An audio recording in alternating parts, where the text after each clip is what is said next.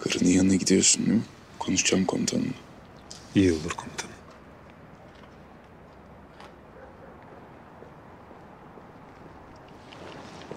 Ali Tepe. Komutanım, Nazmi Bey bölgeye gitmek için araç yardım istiyor. Çok acil. Hastası varmış. Tamam, hemen çıkarın. Ben komutanımla konuşurum. Nazmi Bey'in yanında bir de kadın doktor varmış komutanım. 2 kişiler. Kimmiş o kadın doktor? Bahar dedi sanırım. Komutanım müsaade edin ben gideyim. Misafirinde olan kız mı? Evet komutanım. Ali Aydar'ı da al yanına. Bölgeyi o iyi biliyor. Yalnız gitme. Gelirim komutanım. Yalnız gitmeyin. Ne oldu, bir şey mi var? Komutanım. Karısı doğum yapmak üzere. Anam babam yanında zaten. O bölgeyi benden iyi bilen yok. Kestirmeden gideriz. Emin misin Ali Aydar? Git karının yanında ol istersen. Halledip giderim hemen. Merak etmeyin komutanım. Peki.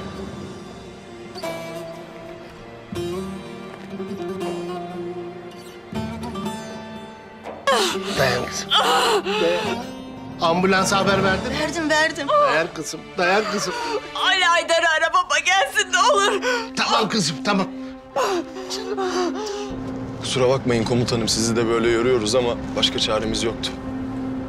Olur mu öyle şey doktor bey? İnsan yaşatmak bizim birinci vazifemiz. Hani gidiyordun sen? Biraz daha kalmaya karar verdim. Efendim? Alo, oğlum, geliyor musun? Fatma'nın çok sancısı tuttu. Hastaneye götürüyoruz. Sancılandı mı? Evet, ambulansa haber verdik. Hastaneye gidiyoruz. Seni sayıklıyor. Görevdeyim baba. Gelemem. Hani gelecektin oğlum? Gelemem. Fatma önce Allah'a sonra size emanet baba. Hay Allah.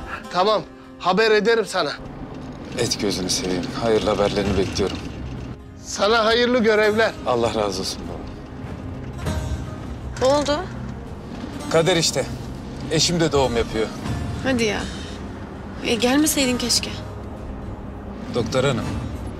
Eşim hastanede. Doktorlar yanında. Bizim görevimiz sizi bu canın doğumuna yetiştirmek. Bundan daha kutsal ne olabilir ki?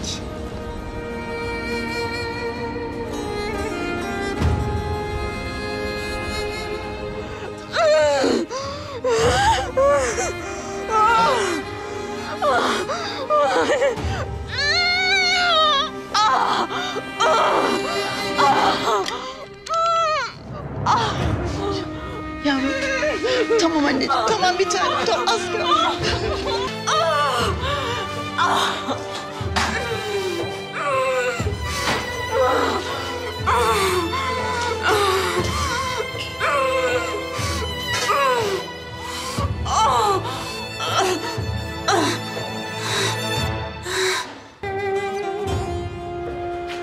Maalesef. Bebeği kaybettik.